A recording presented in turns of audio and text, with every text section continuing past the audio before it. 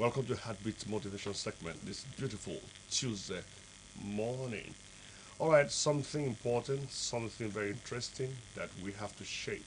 Now, a knowledge shade will alleviate oneself from ignorance. That's just the reality of life. And I said something striking to oneself yesterday. I said, what you do not know, you are a servant to those or someone that knows that particularly. So that's why every moment we always come, especially on Tuesdays, to share thoughts with you so that you just add up to what you've known earlier and in order to becoming a very better person. This is the month of July, and then we started off the month with a topic, the power of commitment. The power of commitment. What is commitment? What is commitment? Everybody has divination what commitment is all about. But to Emmanuel Mike, it's just paying attention, being dedicated to a cause, paying attention and also being dedicated to a cause. So the question would be, what cause have you been dedicated to over the years, right? Does it has eternal values? Does it has human at heart? Is it incorporating to making the world better than what it is today? So the answer to that is being left with you, right? All right, I'm not here in the studio alone. I know last Tuesday week, your Lordship Bishop Uko was able to unravel a lot of things to you if you were able to watch the program. And today is not going to be anything late, but perhaps something better than how it was. I'm being joined in the studio with evangelist gentleman, evangelist AF Aniete Ntebasi. Good morning, sir. Good morning, Mr. Mike. Thank you, sir. So it's good to have you on the program today. Thank you. So Thank you. we are looking at the power of commitment. I've earlier said that commitment is being dedicated to a Being cause. dedicated. Do you have contrary opinion, or perhaps to build upon what I've I said wouldn't earlier? say contrary. I would say something similar Okay. to your divination. The state, it has to do with the state or quality of being dedicated. Actually, that is what it has to do with. And it's a way, an act of binding yourself, and the binding has to do with intellectually and emotionally to the cause of a certain action. For example, your dream, your vision. So many people dreams.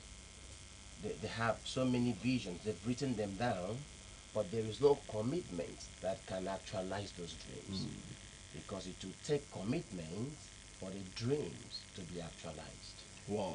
That It is when, takes yes, it takes commitment commitment. for dreams or visions to be actualized. And so it's not enough to have a dream. It's not enough to have a vision. Sleeping without commitment to the vision means the vision is sleeping. So, and two things are involved here: intellectual commitment and emotional commitment.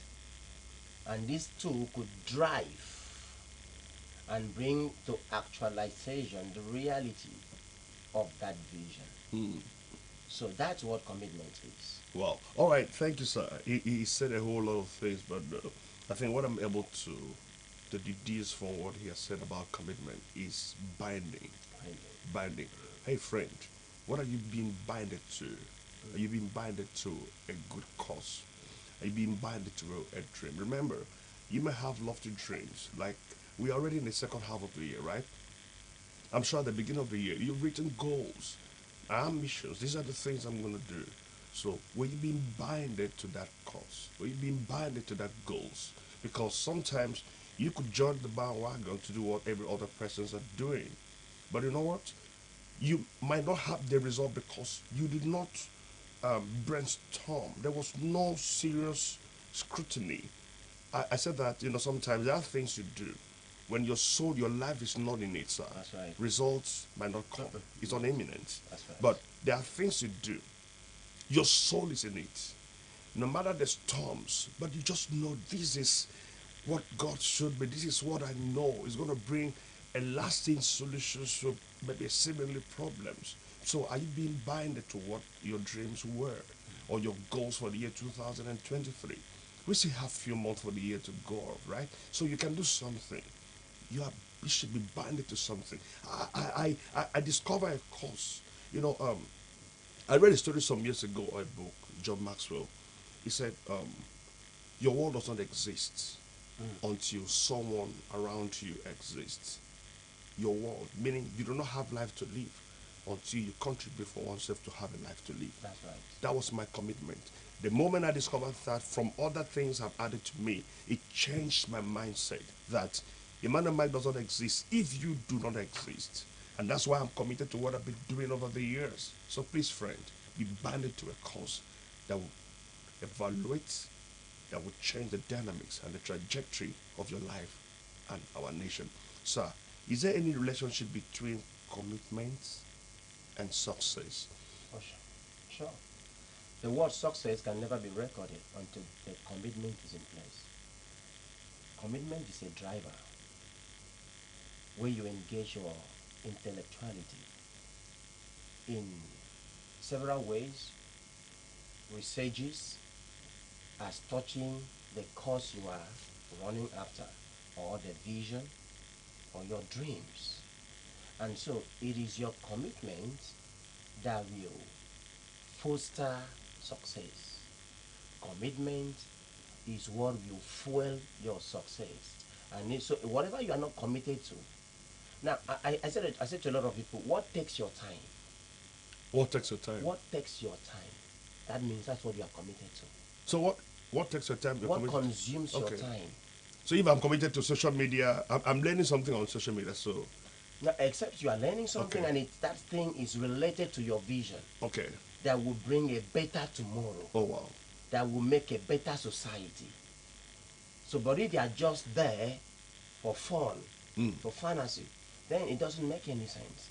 Whatever takes your time, whatever consumes your time on daily basis, whatever consumes it most, that means that's what you are committed to. And if it's not about your vision, then your future is in shambles. Wow. So what oneself is committed to, if it's not in tandem with your vision, that Yes. means Your you future is go. in shambles. That's serious. So I don't want you to. I know you're my friend over there. You will never be in such dilemma, right? Because I'm certain that you're committed to a good cause. But if maybe you were derailing or you had derailed already, it is high time for you to Realize. make your future and realize, you know, Realigned. realigned, right? And also never to make your future to be in shambles. Let me shock you. If you fail, every one of us fails. That's right. I'm serious. You know, people don't realize that we are not just here for an experiment. Do you know what? If a man of Mike is off the scene, the war will still exist. But there could be something, an ingredient might be lacking. If you're off the scene, you know, just like that, there's going to be an ingredient that will be lacking. Meaning you were the only one to suffice this. That's why you don't need to play with your life. Don't play with your life. You see, many young people, I was talking to my guests while driving down here. You know, some people be flaunting themselves, you know, over frivolities. You spend your time over things that are not mind building, it's not helping you to grow, you know, over things that are inconsequential. You're not helping your future, because if your future is not helped, I am not going to be helped. My kids will never be helped. You understand what I'm saying? So you have to be committed to something that will make your future better. The world is in precarious situation. Every time, every moment I read stories and news about this nation, I keep weeping. I'm saying, Lord, this is how Nigeria is going to be in the nearest future. And no leadership, no government is even having the people at heart. Everybody comes in, they just about their interests. Hello, friend, is this how you want it to continue? It shouldn't be so. Let somebody be willing to be committed to a good cause. I said something the other time. I was speaking at a conference the other day. It was more or less a national event. I said, I want everybody to recite the national pledge. And all the contingents were reciting. I said, do you know what? If every one of us Committed. are committed to this rhyme, or so to speak, so Nigeria will be better. sure. I pledge to Nigeria, my country, to be faithful, loyal, and honest. This is commitment. Don't just recite. Don't let it just be a mere recitation. Please be committed to something. You want the world to be better. Be committed to your family. Be committed to your church. Be committed to people around you. Be a blessing. When you lose, I lose, and every one of us will lose. I don't want to lose anything because of you, right? So you have to get yourself on track. Like Evangelist says, align yourself back to your track. There will be a better place. All right, sir. I know there could be consequences Oh, sure. for non-committal to a cause. Would you mind to share? Yeah, consequences are the fear of them, number one, they're failure. Where you are not committed to what could bring you success, that means you are a candidate of failure because it is in the place of your commitment that successes could be recorded. And so, where you failed in commitment, you are marked for failure. And number two, you are at the backside of life. Consequences. You wouldn't look at, you see, your peers, your age groups, if they are committed to their visions, their dreams, don't envy them because they will go higher than you. They will do better than you. You become their servants. They'll be your master because they paid the price. The price is the time with which they commit. That commitment to whatever they were doing must have given them the opportunity to be at where they are. And so you will tend to be their servant. They will employ you to be a driver. They will employ you to be their get man. But you guys are age bracket. Some of them, there are some that are of less age like you are older than them, but they will employ you because they are committed to something that has brought them progress and are successful. And so you who did not commit to something, now we talk about this. I want to believe that we understand the fact that commitment entails both spiritual, intellectual, and emotional. Time deprive us, we would go dive into what we mean by these three segments. And so you better get yourself committed to To something something. that will better your tomorrow. And of course, the tomorrow of your generation will be lit because you are there. Wow. Wow. Wow. So consequence of not non-committal to something means failure, setback, and that will never be your portion. Yeah, maybe it's what you've been hearing from your church pastor keeps saying, never be your portion. But sometimes it's somebody's portion, especially when the person is unwilling There or must be ready action. to take action. Yes, so we're sharing this to you all with you so that you'll be able to take action, be committed to a cause. I met a young girl some years ago. I think then she was about 18, 19. And then I brought her to one of my programs, I think about 5 years ago. Her name is Blessing. Now, I was en route somewhere, so she now entered the public transport I was in. The way she was greeting was quite intriguing. I said, "Oh, I like the way you greet with a smile on your face." So, wow, thank you, sir. So, who are you? I said, "I'm Blessed. What do you do?" He said, "Sir, I'm a student. I love internet. I love doing this on social media." I said, "Great. Are you a creative a content creator? Are you this?" So, we spoke at length. Now, I brought her here some years ago. So, she was doing excellently well. Today, she is working for Google. She was committed right from a very tender age. She's creating content for Google. I'm not good at that, and I will not want to venture, right? But I'm good at something now. This is somebody who discovered herself early, and then she gave her best. My friend, if you want to be relevant in a society, be committed to a cause. There's something that every other person cannot do but you. But the day you have not discovered this thing, you will just be grubbing in darkness. There are times that people are just thinking, oh God, where is the next food is going to come? But somebody somewhere in his or her house is having millions of dollars transferred into his or her account because of commitment over a cause. So, evangelists have said that you cannot achieve so much in life without you being committed to something. So, the consequence is that you will fail. Don't fail. Nigeria is already a very difficult place to be. I say it again. So if you now fail in addition to the system, to the collapse system, that's two failures. And that is going to be too heavy on you. Don't fail, even when every other thing is not working well. But you must succeed. You know what?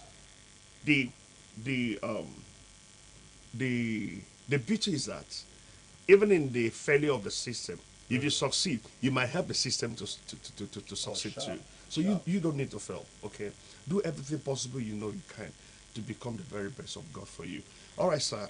So that we round off the show. Okay, you said something that you wanted to give. Do you have a biblical example of somebody who was committed to a I cause? think if we want to look at biblical example, it's very simple. We should look Jesus as our example. Okay. The Bible says Jesus was sought for by the parents. They were looking for him. You see, like for example, now I'm a preacher, and I am a preacher, I'm a teacher, and so a day to pass by, and I'm not committed to reading. I should be able to read. I should be able to equip myself with what I will give to the people. And so, existing in a day without reading, committing my life to reading, then I'm not ready. I'm not ready because there is a Latin maxim in law that says, Nemo dat quotes, non habet. You can't give what you don't have. And so, how can you have it in the place of commitment? When you are committed to it, you equip yourself with it, you come out and you have what to give. So Jesus came, he was on a mission here on earth. While on that mission, he got to a point and a day that the parents were looking for him. They didn't see him. And so, at some point, they had to, keep looking for him. And so they discovered that for like 2 days or three, he was at the temple discussing with the people. And so when they told him that he said, "Oh, my parents, I'm sorry. You know what? The parents ought to have known that I ought to be about the business of my father." So he came for the business of the father and he was committed to it And at a very tender age, she at a very discovered tender it. age. Meanwhile, you see, because he was committed to the very mission of his coming, he could reckon with the lawyers, with the teachers of the law, people in the temple, big people, elders. And so he was very little, and he was asking very sensitive questions that they themselves were marveled. He said, "What manner of child is this?" You see, so at very tender, he could be on course, committed to what he. So he wasn't even distracted. So the parents, had to even at some point discover, oh, this is what he is. So there is no point of troubling him. Let's just let him. You see that now? So they just had to let him be, because he would always be on course, He would always be on course. So that was Jesus, right? committed to So what. he gave just very good example, analogy about Jesus. He was committed to something, and he's called at a very tender age. You know what? I was listening to a preacher, one of these international preachers. He said something striking. He said that God told him that Nigeria someday would be a center of attraction for the whole nation to see.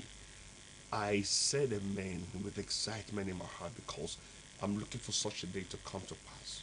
Now, for it to come to pass, in humility, I dare challenge our leaders to bring to bear what they see in the Western world. You travel a lot, you've seen how things are working, sir. I challenge you in humility if you will apply the dynamics of governance in the land. Very soon, that prophecy will come to For pass. sure. Nigeria will become a center of attraction. I'm so desirous. I'm fascinating to see this that come to pass. And I want to challenge you once again, sir. Do the best you can so that this prophecy will come to pass. Do you know what? If like what the who said this thing? I think I don't want to misquote someone. I think it was Mordecai that said to Esther, if okay, God took you here for such a time as That's this. this. So if you are not doing it, God might raise someone. So while you're there, at the federal, state, local, wherever you find yourself, sir, do it because God put it there for a purpose. Be committed to a No, the cause moment so that we God make. knows that you are not actually committed to what you are supposed to be committed to, Okay. so as to bring the required result that ought to come, God will need to fetch some other person to do it. Oh sure. So you better And not. I don't want God to You face better some not other fail. person. You I better want not I want it to be the one He to should do be it. the person. So He be should the be one the to do it. person. All right, sir. I really thank you so much for making it on the program today. Thank you for Thank for you. bringing your own thought to bear on the power of commitment, friend. Please be committed to something. Let's make Nigeria a better place. Let's make the world better than how we made. Okay, and then be a blessing to people. Please do not touch that. Their heartbeat still has a lot for you. So don't touch that. God bless you. See you at the top. Thank you.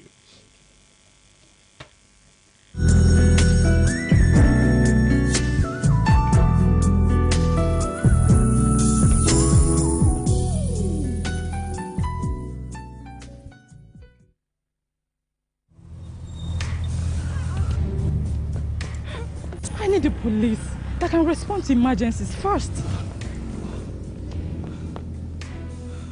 I want the equipment I need to do my job.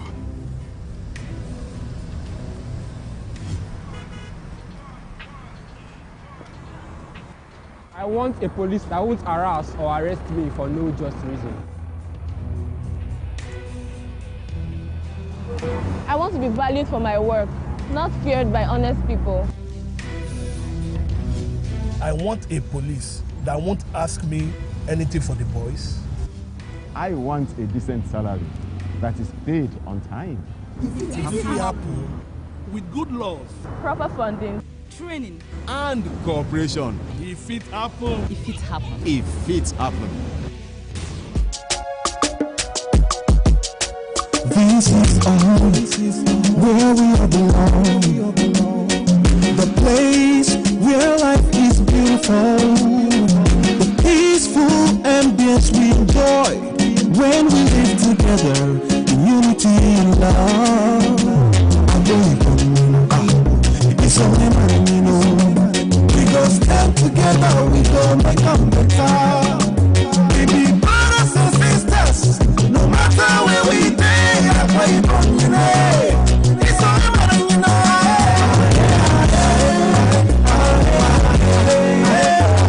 No matter where we be, we are one.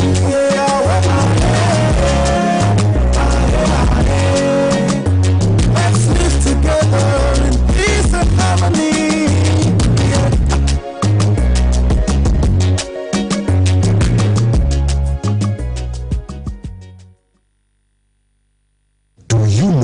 that you have the right to quality broadcasting?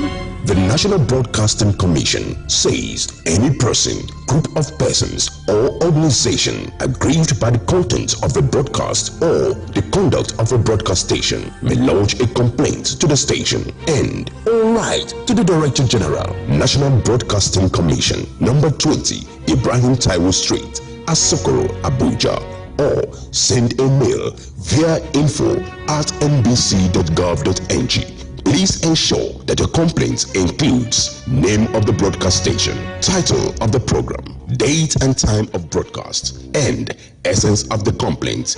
Also remember to include your name, address, telephone number, email, and append your signature. Note that your complaint must reach the NBC within 14 days of the queried broadcast. NBC, your right to quality broadcasting.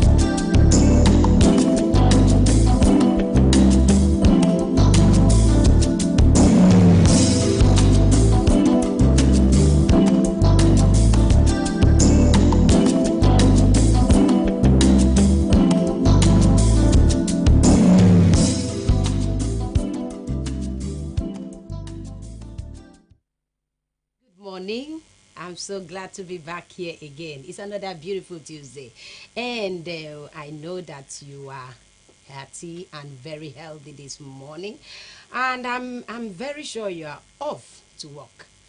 If you have a business, you're already at your business place, and if you are not, I hope you are getting ready to be there. Yes, the day is already on, and we are heading on. The time is ticking, and I know you have so much to do aside watching us. But I would like you to stay on with us as we do this business together. My name is Grace Susan, and I welcome you to this bit of the program, Middle Pages on Heartbeat. This morning, to flood our conversation, we'll be talking on trying to attract parental blessings. Nowadays, I don't know whether some people still attach meaning or importance to some of these things, and we need to remind ourselves whether these things can even have any relevance in our lives. And so this morning, to help me talk on this, I have a public analyst who is here in the studio with us. He is a regular face on Democracy 4-5. His name is Barrister Philip Oko. He is also a pastor. He has a Bachelor of Arts in Theology. He is a barrister and solicitor with the Federal Republic of Nigeria, a member Chartered Institute of Administration in Nigeria. He is a writer, and he is from Ikano local government area, married with children. I'm glad to welcome him here to the studio. Good morning, Barrister. Good morning, my sister Grace, and thanks so very much for having me. Good morning, viewers. Okay. God bless you. Yes, I said our conversation today will center on attracting parental blessings. Normally, whenever any thing is being discussed, the first thing is to establish the things being discussed, and here we are looking at parental blessings. So how can we attract it? The first thing is to even know what parental blessing is. So can we start from there? Okay. Parental blessing simply refers to impartation of grace and supernatural capacity to function at one's best. It's something not tangible, but it produces tangible results in the life of recipients of it.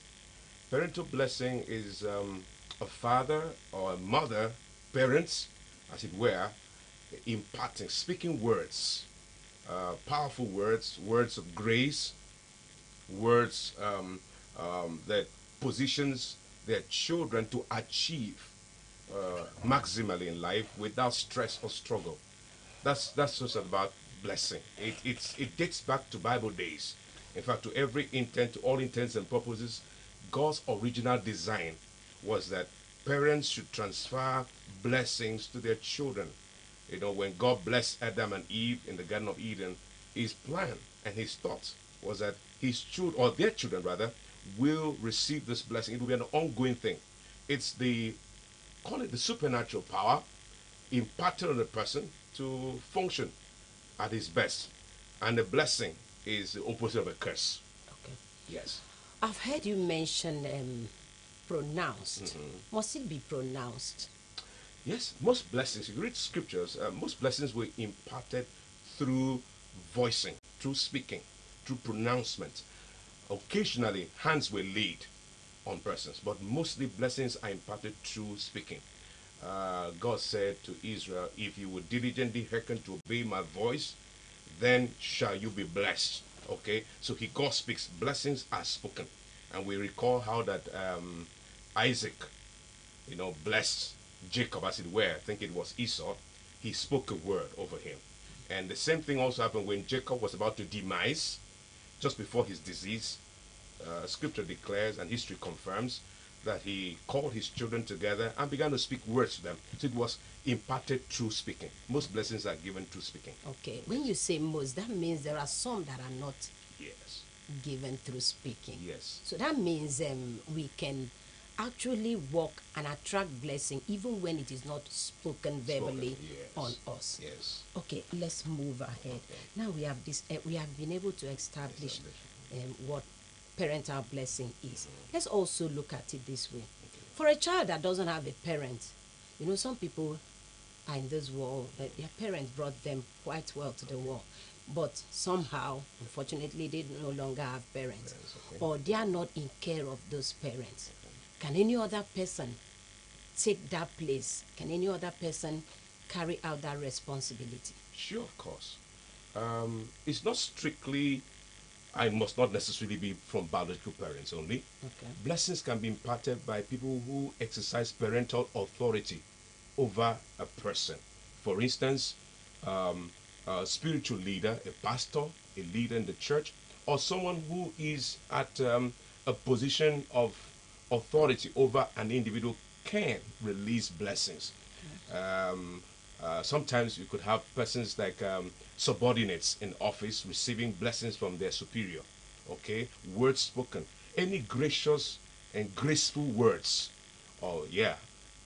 communicating supernatural strength for success is a blessing and can be so received anyone that is taking that responsibility of being your parent Parents, is capable. Yes, an elderly person can pronounce a blessing, and it will be as potent as though the biological parents did it. Why is this important?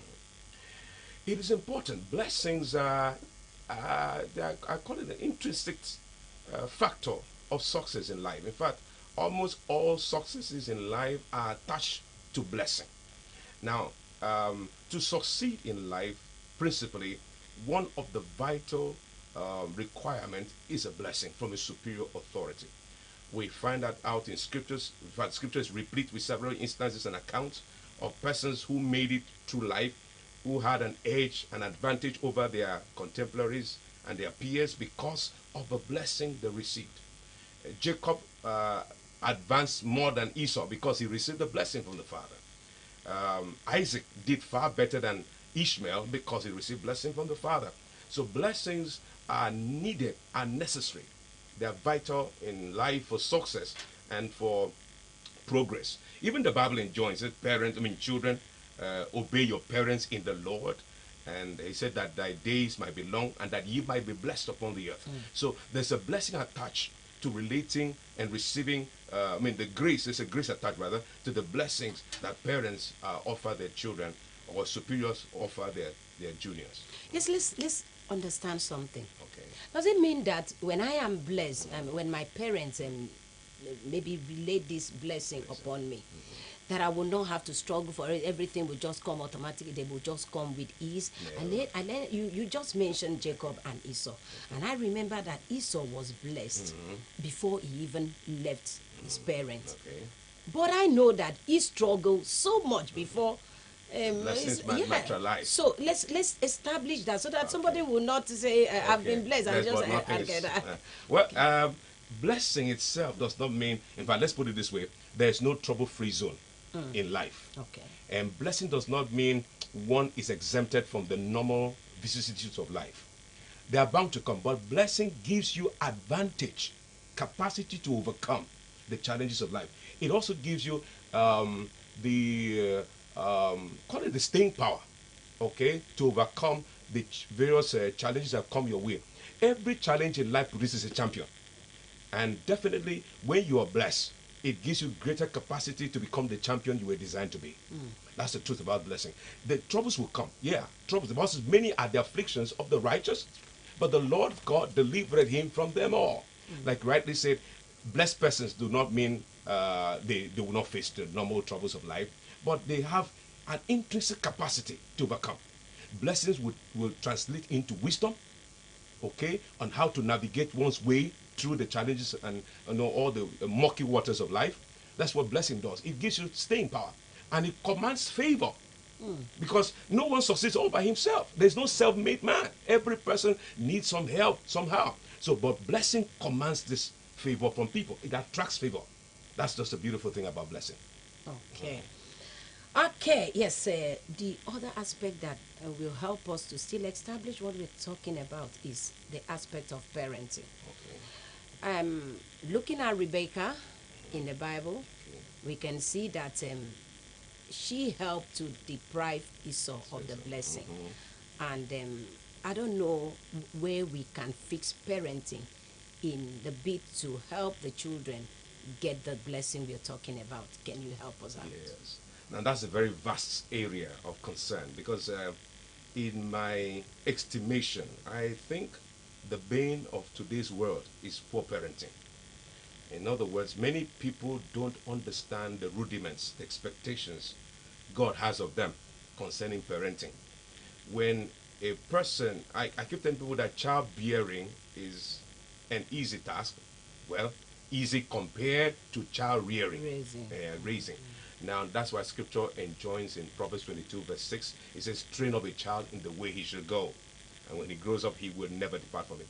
Because you can't impart blessing on a delinquent child. Most times it doesn't work. Now, but if you raise a child properly and the child grows to become responsible and lives right, the blessing will stick. Even when you don't speak it. Even when you don't speak it, yes, it just flows. Because, like you said, it mustn't always be vocalized, okay? It's not only communicated through speaking. It could also be communicated by just some gestures, some gestures. I recall several years ago, I had the privilege of meeting an elderly woman who was struggling with a few things she bought from markets, and I walked up to her and offered her an assistance, and the woman was so happy. In fact, even the smile on her face was enough blessing, and it has seen me through life. In fact, several times I've met with difficult situations, and persons, without soliciting for help, they'll come to help because of the blessing of that woman that I helped many years ago. You're just the one thinking that. Well, it's obvious because there are sometimes everyone has some intuitive capacity to like tie something to something. Okay. So something in me witnesses that it must be that which I did to that woman. That God is. It's positive, so I like yes. it. Okay. So we were still looking at those things that parents maybe have done. Let's look at the negative aspect of parenting that has made some children to miss the blessing. Well, there are a number of them. We can't exhaust them in just one sitting. But reality is that first and foremost, leading the children in the way of the Lord. No blessing really subsists. Okay, and no blessing. We say in law, you don't build something on nothing. Okay, no blessing subsists where God is not involved. So most times, failure of parents to lead their children or their word in the way of the Lord, in the fear of God, has equally denied these children the access to blessing. God speaking concerning Abraham, he said, "I know Abraham, my friend, that he will order his household. He will command his household to go after my ways." We take time, because like I keep saying, I think the greater job, parenting is a full-time job. Parenting is a full-time job. And I know we have pressure of trying to meet up with demands, the demands of paying bills and every other thing. But I think we have neglected the aspect of taking time to parent our children. Check out what they're doing. Teach them the ways of the Lord. Morning devotion, evening devotion. Like in my house, it's a must. In fact, you wouldn't eat if you don't do morning devotion. You wouldn't go to bed if you don't do evening devotion. And these things groom the children, to taught them in the ways of the Lord, so that when the blessing comes, it can rest on them. So I think that's where parents are really missing out. And then secondly, sometimes also, we look at our society today, parents think, it's a new world order. Parents think that the best way to raise their children is just let them be. Okay? And I saw something in scripture that was quite frightening. It says, any child left to himself will bring shame to the parents. So it is only right and appropriate that we give diligence to raising our children in the way of the Lord, teaching them, admonishing them. Don't give your children over to nannies, to house helps. Yes, they could help out in one or two chores at home, but the principal aspect of molding the character, the lifestyle, the belief system of a child that will make the blessing to rest is on the parents. In other words, the parents have a greater responsibility. And we can't give them over to schools and teachers to do that. Okay. It's majorly parents' duties. Okay, yes, the point we are looking at would be empathy. I have looked at some children around me, and I've seen that it seems some of them don't have that empathy in them. And we have seen adults grow up and they leave their aged parents to suffer. You see that their aged parents are living in places, maybe thatch houses, but they are doing very well. Yes, they are doing very well. Yesterday, I was so down in my spirit because I watched one video where a daughter was beating the mother. The mother was naked. You know how old age could tell on some people. And I think this woman couldn't help herself in so many ways and everything. As she was cleaning up the woman, she was beating the woman, she was dragging her, and this woman was helpless. And you could see everything, that this is a daughter doing this to the mother. And we are talking about blessing here. That even if that woman doesn't curse her, there is consequences for what she is doing. Now we are talking about empathy. We are looking at parenting. Could it be that there's a way the mother may have raised her that may have caused it to come to what we are looking at now? So what is the place of a parent to help the children have that sense of empathy? I'm not talking about sympathy. I'm looking at empathy. Yeah. Like I said, it's a hydra-headed matter, parenting, child, child raising, and all of that. It's rather very unfortunate to hear this, and it's happening. I mean, it's a recurring decimal in society today, where children abuse their parents, treat their parents wrongly, and all of that. I even watched a video clip from a young girl in Canada who was lampooning parents, calling them all kinds of names and all of that. Now, some of these things are fallout of poor parenting. There's a scripture that readily comes to mind, Ephesians chapter 5. I can't exactly get the verse, but it says something like this. It says, children, be submissive or be obedient to your parents in the Lord. And then he now added, Paul speaking, say, and parents, do not provoke your children to anger. So there are possibilities where parents could inadvertently, maybe that they do it intentionally or maybe somehow by whatever default, begin to vent their anger and frustration on the children, speaking unkind words, treating them badly, and forgetting that when those children grew up, they will visit some of these things on them. I recall visiting a man of note several years ago, and I was really appalled by what I saw. His aged father was with him, and he was ordering the aged father about. In fact, he ordered the aged father out of the parlor and made some very uncanny statements. And this was his reason. He said, when I was young, did you ever believe I'll become something? You treated me bad. Now, I'm not giving any excuse. There's no excuse for any child to do that to his parents or her parents. But let's also be very circumspect in this matter, because many of the times what we sow is what we reap. Okay? Maybe if you sow bad parenting in future, that's what sometimes people reap.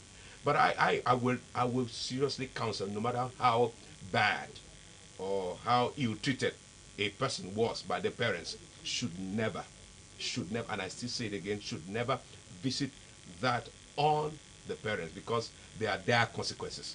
Okay, God will not. If you want to attract the blessing, there's no reason for doing that. I've equally seen. In fact, there was a man who was with me in hospital some years back, and the son was caring for him. Yet he was saying all kinds of things to the son. But I learned from the